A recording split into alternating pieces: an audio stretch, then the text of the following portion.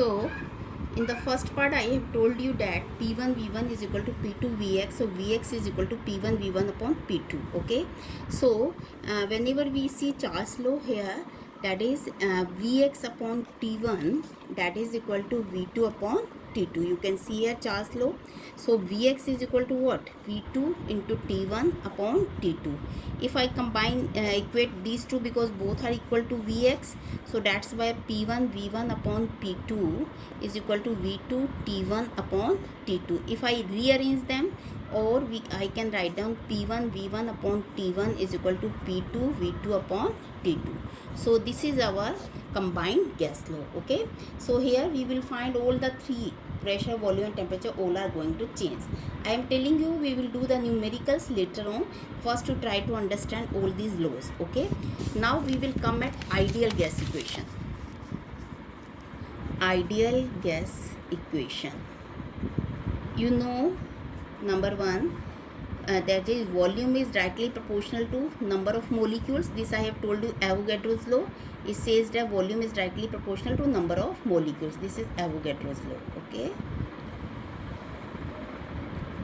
Number two, volume is directly proportional to temperature. This is Charles law. Okay. Number three, volume is directly proportional to 1 upon P. This is Boyle's law. So we can write down volume is directly proportional to N, directly proportional to T, directly proportional to 1 upon P. Okay. When we remove the sign of proportionality, we bring a very important universal gas constant, that is R. This is known as universal gas constant. Okay. So R and T upon P. Now if I rearrange it, then PV is equal to nRT. This is our gas equation. Pressure, volume, this is N, number of moles, R, gas constant, universal gas constant, T, temperature. Okay.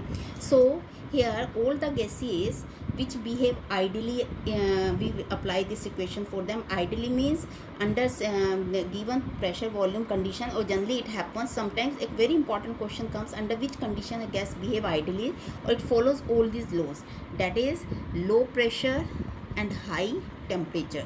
This I will explain you later on why this happens, that at low pressure and high temperature the most of the gases they behave ideally. If we reverse these conditions, we suppose high pressure and we take a low temperature, then gas starts behaving as non-ideal gas, then it behaves as non-ideal gas. Okay, so this is PV is equal to nRT. R is a gas constant, that is 0.083 that a decimeter cube bar per Kelvin per mole. Okay, if R is equal to, if we are taking in 0.0821 liter means decimeter cube we can take in conditions in terms of atmosphere per Kelvin per mole. And one thing I would like to tell you, R is also equal to 8.314 joules per Kelvin per mole. This we will do while doing the chapter of thermodynamics, because this is in terms of energy, and R is also equal to 2 calories per Kelvin per mole. This we will also do while doing the chapter of thermodynamics. Okay, so we have done, we will revise all these laws. Number one, Boyle's law. Boyle's law says that pressure is inversely proportional to volume. Then Charles law, it says that volume is directly proportional to temperature.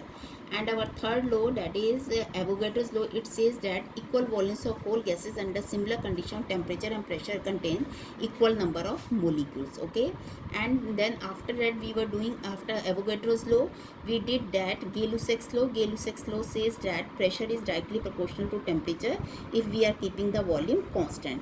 And after a combined law we did, after combining all these laws, and then we came at ideal gas equation, that is PV is equal to nRT.